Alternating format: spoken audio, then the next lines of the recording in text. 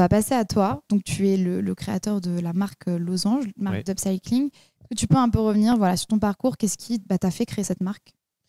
J'ai fondé Losange du coup avec Mathieu, qui est mon meilleur pote depuis 15-20 ans. C'est un peu plus moi qui est poussé vers la mode, parce que c'est quand même pas son sujet de prédilection, même s'il adore ça maintenant. Losange, on l'a un peu créé comme une réponse. C'est presque un peu scolaire, le départ de Losange, c'est comment on peut répondre aux enjeux actuels qui sont autour de la mode, en sachant que les solutions qui existent actuellement nous paraissent, en toute humilité, limitées, en tout cas dans leur développement exponentiel et dans leur possibilité de s'imposer vraiment à tous et comme étant une solution viable sur le très long terme aussi. On avait identifié les 2 gros enjeux. Il y en a d'autres, mais nous, les enjeux qu'on avait surtout adressés, c'était les émissions de gaz à effet de serre et la gestion des fins de vie des vêtements. Les émissions de gaz à effet de serre, on s'est rendu compte que quand il y a un vêtement qui sort d'une usine, en fait, 95% de la pollution, elle est liée pour 60% à la transformation de la matière et à 35% à l'extraction de la matière. Donc, par exemple, 35% j'extrais le coton, 60% je le transforme en rouleau de tissu.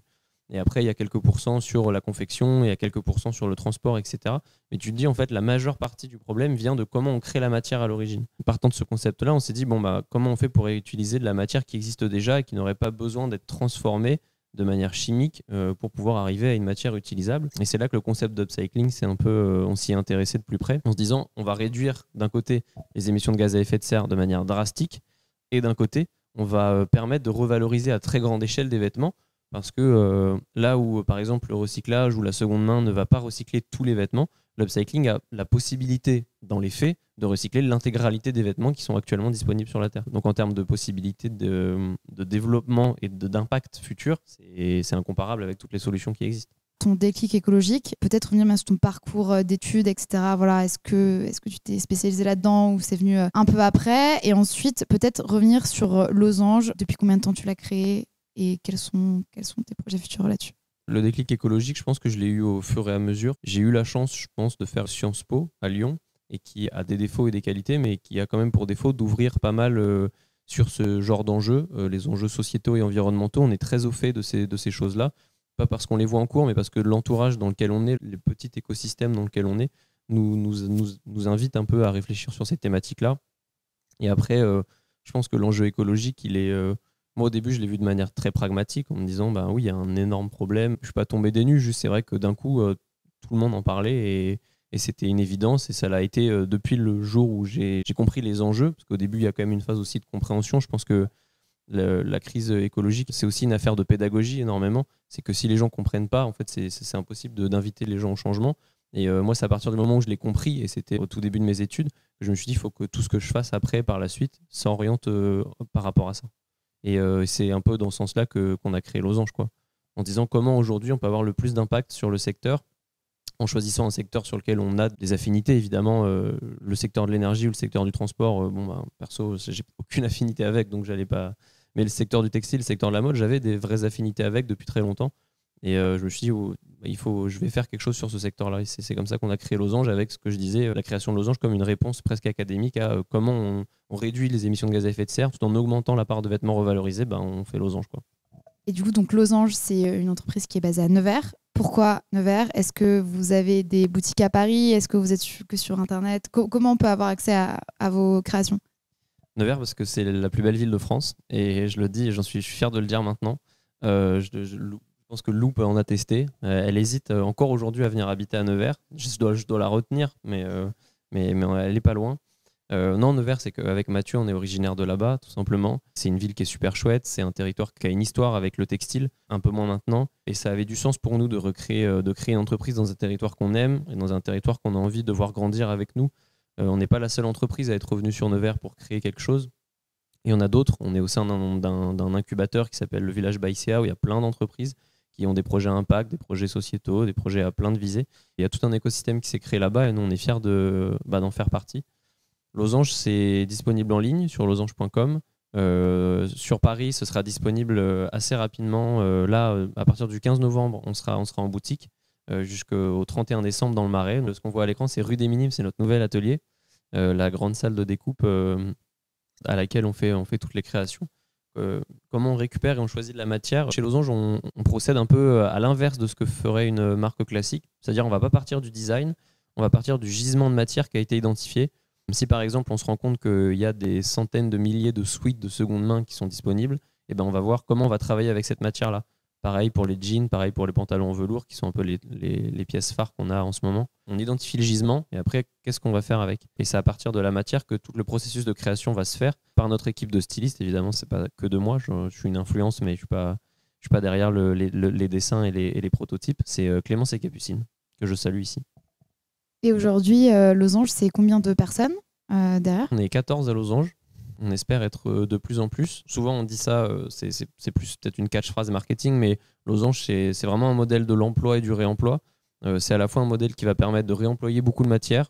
Cette année, on a réemployé 30 tonnes de vêtements, donc c'est pas rien, alors qu'on n'était qu'une dizaine si on lisse sur l'année. Et c'est aussi un modèle de l'emploi. C'est un modèle qui peut offrir de l'emploi assez rapidement, qui peut permettre ce qu'on entend un petit peu partout en ce moment, qui est la réindustrialisation, de proposer tout un tas d'emplois dans les territoires et à Nevers particulièrement pour l'instant. Et donc on en est hyper content. Est-ce que vous travaillez avec des organismes comme Emmaüs pour récupérer les vêtements?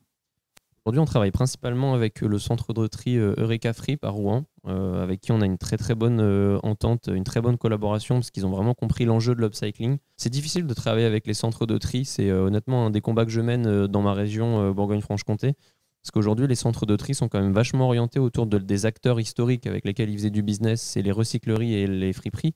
Or, aujourd'hui, on se rend compte qu'il y a un acteur qui est en train d'émerger, qui sont les marques d'upcycling, et qui a un besoin qui est énorme, et qui n'est pas rempli, quoi. Aujourd'hui, on est obligé de payer un surcoût de main-d'œuvre pour du tri spécifique, par exemple par couleur. Si on ne veut pas récupérer des suites de toutes les couleurs, mais que des suites bleues, c'est possible dans l'idée, mais juste c'est des surcoûts, etc. Parce que le tri de base, il n'est pas fait pour nous. Et c'est dommage parce que, comme je le disais tout à l'heure, on est la filière qui a le plus de chances de revaloriser le maximum de vêtements, peu importe la taille, peu importe la couleur, peu importe le style, la marque d'origine. Enfin, en fait, on n'a pas ça nous intéresse pas, même peu importe la composition du vêtement initial. On peut tout retravailler. Donc ça, c'est un vrai challenge qu'on est en train d'essayer d'adresser pour l'instant auprès de nos centres de tri régionaux et après, on espère dans toute la France. Ok, donc il y a un vrai enjeu d'adaptation finalement de la filière tri aux marques d'upcycling. Est-ce que justement, j'imagine il y a de plus en plus de marques d'upcycling. Est-ce que tu sais à peu près combien il y en a? Quelles sont les parts du secteur aujourd'hui face finalement à la fast fashion ou à la mode un peu classique? C'est risible, hein, la part des vêtements d'upcycling par rapport au marché global de la mode. Il y a de plus en plus de marques d'upcycling et c'est trop chouette. On peut les retrouver au Restore des Galeries Lafayette, au Printemps du Louvre via les corners Rainer. Donc c'est hyper positif. Ce qui nous manque aujourd'hui, c'est qu'on ait une filière qui se construise autour de nous, qui nous permette d'aller chercher des vêtements peut-être un peu plus standardisés, pas forcément en termes de style, mais simplement en termes de référence, pour qu'on puisse en fait assez rapidement se développer. C'est vrai qu'aujourd'hui, la plupart des créateurs d'upcycling, nous, c'est un axe qu'on a qui est très différenciant. La plupart des créateurs et des créatrices vont faire de la pièce unique. Nous, on s'est dit que si jamais on voulait réussir à développer l'upcycling, le rendre un peu plus accessible en termes de style, il fallait proposer des pièces qui soient un peu plus basiques, c'est-à-dire qu'on puisse retrouver dans un vestiaire classique et surtout qu'on puisse proposer dans différentes tailles et dans différentes couleurs, histoire de se dire si jamais quelqu'un flash dessus et qui se dit l'upcycling c'est trop bien, j'en parle à quelqu'un, que la personne puisse lâcher dans sa taille aussi. Ça, c'était vraiment une promesse qu'on voulait donner pour permettre justement le développement de l'upcycling. Mais il y a toute une filière en fait à recréer de la même manière. Aujourd'hui, il est très compliqué de trouver des ateliers qui permettent de faire de l'upcycling parce que couper dans un vêtement, c'est pas pareil que couper dans un rouleau. C'est pas le même savoir-faire. C'est pour ça qu'aujourd'hui, d'ailleurs, on travaille beaucoup avec des marques d'upcycling pour nous-mêmes prendre en charge des productions upcyclées parce qu'on maintenant on a une jolie équipe qui peut le permettre. Mais il y a plein de défis, le centre de tri, la partie confection, le côté prix aussi. Forcément, c'est des pièces qui coûtent plus cher à produire, en plus surtout si elles sont faites en France. Donc il y a beaucoup de problématiques pour réussir à démocratiser dans tous les sens du terme l'upcycling. Et finalement, est-ce que le marché grandit à la même vitesse que les marques d'upcycling se créent, ou est-ce qu'il y a encore finalement un décalage entre la volonté des consommateurs à payer plus cher pour de la mode responsable et finalement l'offre? Il y a de jolies perspectives, hein. Le dernier rapport ThreadUp annonce que l'upcycling représentera en 2026, donc c'est que dans 4 ans, 10% du marché de la seconde main, 22 milliards de dollars à l'échelle mondiale. Donc c'est énorme. Aujourd'hui, je pense que ce n'est pas du tout le cas des 10%, de plus c'est autour des 1. Donc ça veut dire que les analystes, dont je ne fais pas partie, mais dont je salue le travail, sont en train de démontrer que l'upcycling, c'est une vraie filière d'avenir, c'est une vraie filière dans laquelle il va y avoir une offre qui va se structurer, qui va se développer, etc. On espère faire partie des acteurs qui vont permettre de faciliter cette démocratisation de l'upcycling de par nos concepts, le fait d'avoir de plus en plus d'ateliers qui connaissent la pratique, etc. Finalement, est-ce que tu sais comment la France se place par rapport à d'autres acteurs au niveau mondial sur l'upcycling? J'ai rencontré pas mal de clientèle américaine cet été pendant notre pop-up store pendant laquelle on avait présenté la super combinaison de loup. La plupart me disent que l'upcycling, c'est pas quelque chose de très développé là-bas. Je connais une marque d'upcycling qui est à Montréal, qui fonctionne très bien, mais qui fait que de la pièce unique, donc qui n'a pas encore développé un modèle avec des pièces en référence. Je sais qu'en France, on a une scène qui bouge énormément, mais que c'est le cas aussi en Angleterre et en Italie. Là, en France, il y a des vraies communautés. Je sais qu'à la caserne, il y a beaucoup de choses qui sont organisées autour de l'upcycling. On a des plateformes, Rainer, Revibe, qui centralisent de l'offre. Je sais que Revive, ils sont beaucoup en Italie aussi, vu qu'ils sont italiens. Donc non, je pense qu'il y a 2-3 pays quand même dans lesquels l'upcycling est en train de monter. Et surtout en France, on a la chance d'avoir, ou la chance, je sais pas, mais en tout cas, on a l'opportunité d'avoir pour les marques d'upcycling de la visibilité dans les très gros magasins. L'espace Restore aux Galeries Lafayette, ça doit être plusieurs centaines de mètres carrés dédiés à l'upcycling. Pareil au Printemps du Louvre. Donc ça veut dire que ça intéresse et que ça intéresse de plus en plus de gens. Personnellement, je pense que plus les gros acteurs aussi s'y intéressent, plus ça va donner de la visibilité aux plus petits et plus peut-être ça va structurer la filière, nous permettre d'aller chercher un business model qui est un peu plus intéressant, faire baisser nos prix, et du coup proposer des prix moins chers, donc démocratiser. Enfin, il y a tout un circuit qui peut se lancer pour permettre de rendre accessible à tout le monde l'upcycling, quoi. Tu penses justement que les gros acteurs ils s'y intéressent pour des raisons d'image, on va dire écologique, ou pour vraiment des vraies convictions? Parce que finalement, souvent, ils font ça en plus de leur collection classique. Et donc, il n'y a pas vraiment de remplacement finalement d'une fast fashion par de l'upcycling. C'est plus, on va faire ça en plus pour essayer peut-être de redorer notre image ou peut-être pour tester la solution. Enfin, comment tu vois un peu leur positionnement aux grands acteurs? Il y a eu le passage au bio, il y a eu le passage au recyclé. Là, en ce moment, on voit le passage à la seconde main. Toutes les grandes marques créent des parties seconde main, des corners seconde main, etc. Je pense que, à mon avis, l'upcycling, c'est l'étape d'après. À nous, acteurs un peu plus mineurs, de montrer que l'upcycling, c'est pertinent sur le plan économique aussi. C'est ce qu'on se disait un petit peu avec mon associé Mathieu ces dernières semaines. Notre objectif, nous, à terme, c'est que pour une collaboration, par exemple, parce qu'on est souvent sollicité par des groupes pour faire des collaborations sur des pièces, c'est de dire de ne pas forcément rencontrer la directrice ou le directeur RSE, mais de rencontrer le dirigeant, la dirigeante de l'entreprise qui voudrait mettre en place une gamme upcyclée, parce que certes c'est écologique, mais aussi parce que économiquement c'est intéressant. Et je pense que c'est par là que va passer le changement, parce qu'on ne va pas changer le monde où demain les groupes ne seront plus intéressés par les profits, on ne va pas les faire disparaître.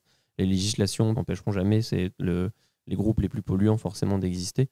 Donc il faut aussi montrer la transition, et c'est par des nouveaux modèles économiques et des nouvelles méthodes de production, en montrant que c'est possible, et j'espère que c'est ce qu'on est en train de faire, qu'on va aussi pousser le changement d'en bas. Alors, c'est vrai que pour l'instant, le marché est cannibalisé par la mode pas responsable et notamment la fast fashion. On voit quand même qu'il y a de plus en plus un réveil de la population sur ces questions-là. Comme tu disais, voilà, il y a aussi de plus en plus de consommateurs qui sont prêts à moins consommer et à payer plus cher pour des pièces. On voit quand même qu'il y a des lanceurs d'alerte comme Raphaël Glucksmann qui ont mis en avant les enjeux des Ouïghours, etc., et que c'est porté même au niveau européen, où il va y avoir notamment de plus en plus de restrictions pour les grandes marques. Bon, à quel point ça va les impacter, on ne sait pas encore, mais en tout cas, il y a quand même, on va dire, une sorte de réveil écologique, notamment de la population, qui de plus en plus a conscience finalement de l'impact de sa consommation, parce qu'on a aujourd'hui aussi toutes les informations. Une petite vidéo, je crois, sur Combini qui mettait en avant un désert plein de vêtements, je sais plus. Chili, ouais. Il y a tellement, en fait, il y a énormément de matière où on se dit mais pourquoi on continue à créer alors que matière est là. Bon, après, je sais pas à quel point on peut réutiliser des vêtements à l'infini, mais on peut réutiliser vraiment les vêtements, pas à l'infini, mais on peut énormément les réutiliser. En 2020, l'ADEME a sorti un chiffre assez effarant. Il y aurait sur la Terre en ce moment 465 milliards de vêtements disponibles en bon état. Donc je ne parle pas de ceux qui sont dans des décharges, etc. Donc la matière première, en tout cas pour nous, l'upcycling, elle est en effet infinie. Et à nous de réussir à la récupérer, voilà, avec les filières de tri, les acteurs de production. On a beaucoup de choses à faire pour faire en sorte que l'upcycling s'impose. Mais en effet, on voit nous aussi auprès des personnes qui nous achètent des vêtements qu'il y a des changements de paradigme, de volonté de consommer différemment. Et je pense qu'il y a 4 acteurs qui vont permettre de changer les choses. Il y a en effet les législations qui vont permettre de faciliter, mais qui ne pourront pas tout faire. On a les grands groupes qui doivent aussi changer. On a les personnes, les consommateurs et les consommatrices qui sont au bout de chaîne, qui doivent aussi adapter leur manière de consommer. Il y a aussi nous, les marques innovantes, d'essayer d'imposer un nouveau modèle en montrant que c'est possible, que c'est faisable et que c'est intéressant. Donc c'est vraiment un truc, on ne veut pas tout attendre des gens, en mode c'est de votre faute, c'est les petits gestes qui vont tout changer. C'est vrai que c'est pas vrai ça. Enfin, moi je le pense en tout cas. Il faut que tous ensemble, avec tous les acteurs et actrices du changement, on aille dans la même direction. Mais on ne peut pas tout attendre des gens, attendre des groupes qui voudront pas sacrifier leur rentabilité, comme on peut pas tout attendre de la législation parce qu'elle va pas changer les mentalités, comme on peut pas tout attendre des petites marques parce qu'elles ont pas toujours des innovations à sortir du chapeau pour nous sauver du CO2. Enfin, voilà, il faut pas. C'est tous ensemble, je pense. Alors, on a une question. Pourquoi le nom Losange avec un J, d'ailleurs? Est-ce qu'il y a une raison derrière ou c'est juste un nom qui vous a parlé quand vous avez fait un brainstorm? C'est un nom qui nous a énormément parlé. On trouve sympa le fait d'avoir une forme géométrique parce que c'est une grande partie de notre travail, c'est réussir à reconstituer des formes géométriques. Je pense que le sweat que je porte aujourd'hui en est témoin pour pouvoir recréer un vêtement. L'upcycling, c'est ça, c'est des empiècements parce que quand on coupe dans un vêtement, on va pas couper comme dans un rouleau. Donc on est obligé de créer des empiècements pour recréer un vêtement. Donc le fait d'avoir une forme géométrique, ça nous parlait énormément. Et le G, parce que sinon, en fait, on aurait eu des millions de procès, quoi. Avec le G, on serait plus là pour en parler. Est-ce qu'on peut upcycler des vêtements upcyclés? Oui, il n'y a pas de limite à l'upcycling. On peut tout réupcycler. Juste que c'est à chaque fois, on aura une nouvelle couture qui sera un endroit nouveau.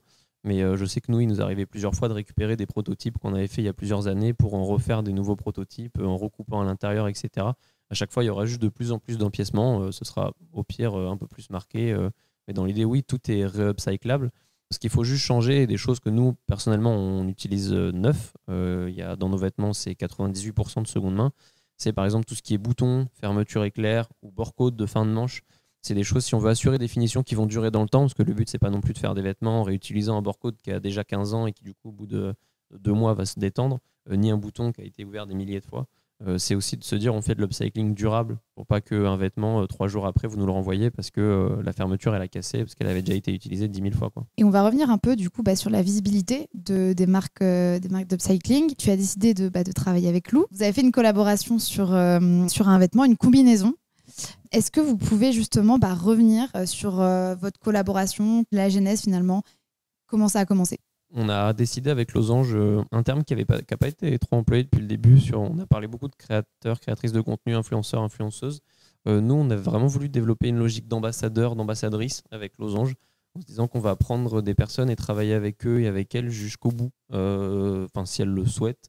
On espère que notre mariage continuera. Notre but, c'est vraiment de sélectionner entre guillemets des personnes avec qui on est en phase sur nos valeurs, avec eux, un peu uniquement quasiment sur de la co-construction. Derrière, il y a la visibilité de la marque. C'est important que les gens soient au courant de Losange.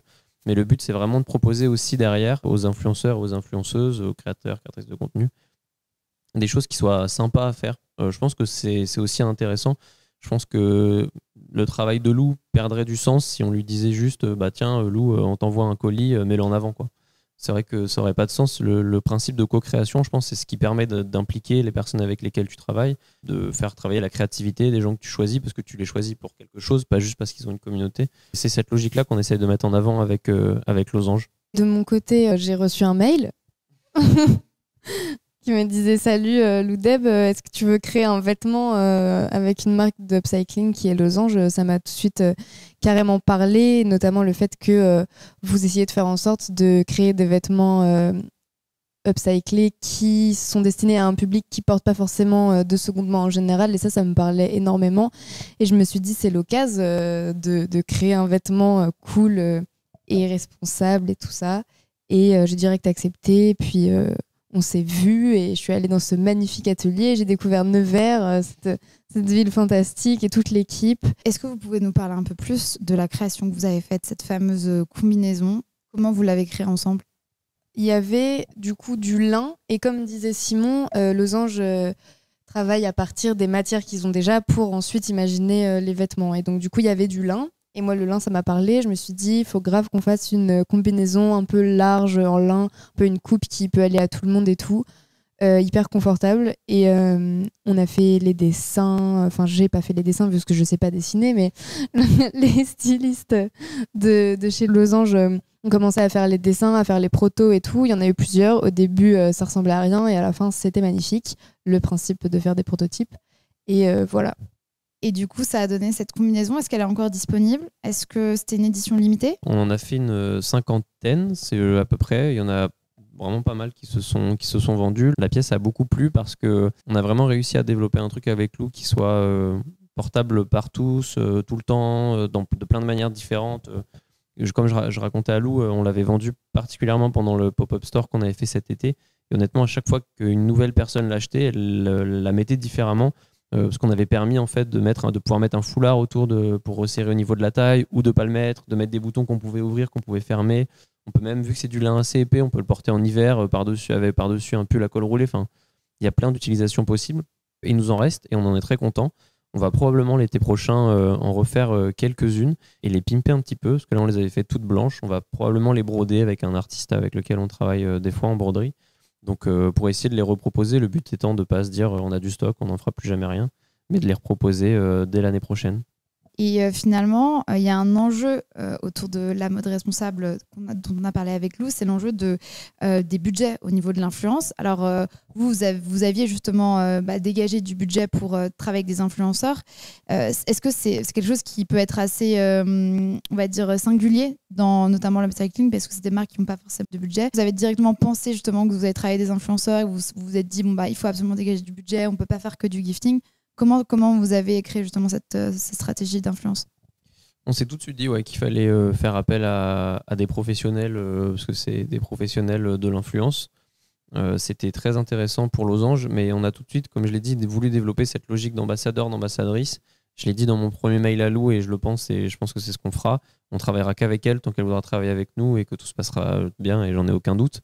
Le but étant vraiment de se dire il faut travailler avec quelqu'un qui va mettre en avant pas seulement le vêtement que tu vas lui envoyer, pas seulement l'image de marque que tu lui as envoyée sur un post-it ou sur un bloc-notes transmis par je ne sais qui. C'est vraiment un travail de co-création, on discute sur comment on pourrait mettre en avant la marque, quel type de contenu on pourrait faire ensemble, etc. Et je pense que c'est ça qui est intéressant. À mon avis, l'influence, surtout dans le secteur de la mode où il y a une myriade d'acteurs, des millions de marques qui se créent tous les jours, il est intéressant aussi parce que ça peut apporter un peu de légitimité à la démarche. On a travaillé avec des personnes qui sont légitimes, en tout cas à nos yeux, dans leur secteur, sur la mode éco-responsable pour Lou, sur la mode masculine pour Lucas. Et du coup, on était très contents aussi d'apposer aussi un peu le sceau de cette légitimité sur la marque et sur la démarche. Et c'est vrai que notre but, vraiment, in fine, c'est de promouvoir l'upcycling, que les gens en entendent parler. Donc si jamais c'est à travers nous que les gens ont entendu pour la première fois, à travers la collaboration qu'on a fait avec Lou, Lucas, pour la première fois de l'upcycling, et que le mois prochain ou dans un an, ils vont acheter un vêtement upcyclé, on aura réussi un peu ce qu'on voulait faire, que ce soit chez nous ou ailleurs. Depuis combien de temps Losange a été créé, et est-ce que vous avez vu justement une augmentation de vos ventes, et vous avez pu voir justement que votre stratégie d'influence vous a permis d'être d'autant plus connu? Losange, ça existe depuis très longtemps. On a commencé à créer l'entreprise dès 2019. On a travaillé pendant 1 an et demi sur de la recherche et développement en se disant comment on va faire pour mettre en place une chaîne de production qui permette l'upcycling semi-industriel, pour permettre de sortir des références en plusieurs tailles, en plusieurs couleurs, etc. Donc ça, c'était 1 an et demi de travail. Et quand on a réussi à valider tout ce modèle-là, on a lancé nos premières collections. Et en effet, il y a eu une augmentation continue du flux de vente depuis qu'on a lancé. Je pense en lien avec l'influence, c'est sûr. La combinaison, cet été, c'est la pièce qu'on a le mieux vendue. La veste qu'on a faite en collaboration avec Lucas, c'est la pièce qu'on a pour l'instant le mieux vendue en automne-hiver. Donc c'est positif, et surtout, ça nous a, je pense, mis sur la carte de la mode éco-responsable, même au sens large, ce qui nous a permis d'entrer dans des grands magasins, par exemple, sur les corners dont je parlais tout à l'heure. À mon sens, ça s'est avéré positif. Alors, on a une question dans le chat. Penses-tu que l'upcycling peut laisser assez de place à l'innovation créative? Oui, vraiment. Je pense que c'est juste une innovation créative qui est différente. J'ai vu une intervention de Jacques Muche qui disait que quand il parle à son bureau de style, c'est sur des mots, des images, des idées, etc. Et finalement, les gens, après, le bureau de style part sur une page blanche pour tout créer. Chez Losange, on va partir de l'existant. Et à partir de ça, on va du coup devoir contraindre, certes, notre processus créatif, mais le booster à fond, parce que comment, à partir d'un sweat, je vais pouvoir proposer 5, 6, 7 pièces différentes pour se dire que d'un sweat, vu que c'est une très bonne ressource et qu'il y en a énormément, je ne vais pas juste refaire un sweat, ce qui serait un peu dommage. Il faut développer énormément de créativité. Et c'est un petit peu là que va être la différence entre un processus créatif classique et un processus créatif upcyclé. Quels sont vos projets futurs chez Losange? Est-ce que vous avez des actualités à nous partager? En ce moment, chez Losange, des entreprises viennent à nous pour essayer de développer avec eux une pièce, une gamme, une collection upcyclée. Le but étant de se dire on est en train de réussir à développer un procédé semi-industriel qui permet d'avoir quand même des jolis chiffres de production sur de l'upcycling. Du coup, pourquoi est-ce qu'on ne proposerait pas à des gens qui s'y intéressent de s'y mettre? Le but étant que Losange ne soit pas la seule marque d'upcycling du monde à avoir des compétences industrielles parce qu'on a réussi à se développer à cause de tel ou tel événement, mais de proposer en passant par nos ateliers, puisque aujourd'hui on a un atelier qui répond à des demandes pour faire de la production upcyclée en marque blanche, donc pas produire du Losange, de permettre à d'autres marques de produire à plus grande échelle, d'autres marques d'upcycling qui voudraient par exemple sortir une référence en très grand nombre qu'on pourrait prendre en production, ou alors un groupe local ou national qui souhaiterait lancer avec par exemple un ancien stock de quelque chose, une gamme upcyclée. Donc on essaye de travailler cette partie-là en ce moment, tout en conservant, tout en gardant le cap aussi sur la marque, évidemment. Mais on essaye de développer cette offre pour vraiment essayer de, toujours dans le même sens, démocratiser l'upcycling dans tous les sens possibles, quoi. Bien sûr, et finalement, si vous travaillez, si vous aidez d'autres petites marques et que voilà, il y a finalement du travail ensemble, ça va permettre au secteur de se développer beaucoup plus facilement, plutôt que chacun fait ces choses de son côté. Est-ce qu'il y a des aides particulières pour le marché de l'upcycling, ou ça entre finalement dans juste l'ESS et la transition écologique? Oui, il n'y a pas d'aide ciblée upcycling. Après, et c'est très chouette, c'est un processus de création qui est de plus en plus connu par les acteurs, qu'ils soient publics ou privés, acteurs du financement. Donc ça, c'est très positif. Nous, je sais qu'on est suivi particulièrement par l'ADEME, qui est l'agence de la transition écologique de l'État, qui nous aide beaucoup. Le conseil régional de Bourgogne-Franche-Comté nous aide beaucoup, la ville de Nevers aussi. Il y a pas mal d'aides qui aujourd'hui permettent d'accélérer un peu son processus de création. Après, tout l'enjeu reste pour réussir à obtenir ces aides, de vraiment construire un business model qui permet de répondre aux enjeux, etc. Mais oui, heureusement, il y a de plus en plus d'acteurs privés comme publics qui souhaitent financer toutes les méthodes de production qui vont vers une production bas carbone. Et en l'occurrence, l'upcycling, c'est la production la plus basse carbone qui existe. Donc, Est-ce que Lou, tu veux compléter sur votre collaboration? C'était top. Moi, c'est la première fois qu'une marque éco-responsable avec des initiatives écologiques et tout me proposait genre un budget qui correspondait à mes tarifs pour la création de contenu, de vidéos YouTube et de sponsors Instagram et tout. Et ça m'a étonnée dans un premier temps, puis après ça m'a fait plaisir.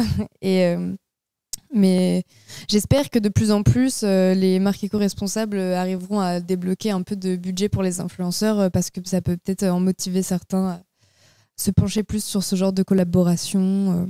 Toi, tu vas faire une autre collaboration avec une fripe. Ouais. Est-ce que tu as déjà pensé à créer ta marque par hasard? J'ai eu une marque, il fut un temps, qui était une marque d'impression textile qui était faite de manière assez clean. Ça veut dire que c'était du textile biologique, certifié GOTS, qui était produit au Portugal, etc. Donc bon, c'était pas trop dégueu. Mais j'ai arrêté justement à cause d'un problème de sens. Je me disais pourquoi je vends des vêtements neufs alors que moi-même je n'en achète pas, et même si c'était des vêtements neufs qui étaient produits de la bonne manière, ça me posait problème d'en vendre, quoi. Et du coup, je m'étais posé la question, et si je faisais une marque de upcycling? Et j'ai tout de suite réalisé que ça demandait beaucoup plus d'énergie, d'organisation, de temps que je n'avais pas. Et voilà, j'avais 19 ans à l'époque, donc en même temps, se lancer dans ce genre de projet, faut avoir les épaules, quoi.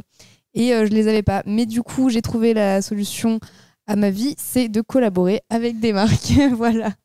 D'upcycling, comme ça je donne mes idées, et puis tout ce qui est la partie chiante, eh bien je ne la fais pas. Voilà, merci Simon.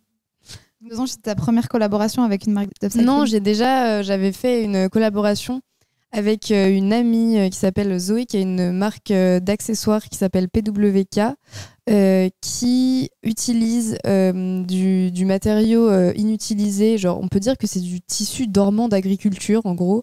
C'est une genre de bâche quadrillée qui permet de faire pousser les tomates, je crois, un truc comme ça. Et du coup, elle récupère cette matière première chez des agriculteurs qui s'en servent pas, et elle en fait des accessoires. Et j'avais fait avec elle un genre de petit par-dessus sans manche dans la matière qu'elle utilise. Et ensuite est venue Losange, avec qui j'ai créé une combinaison. Très bien, mais merci à tous les deux.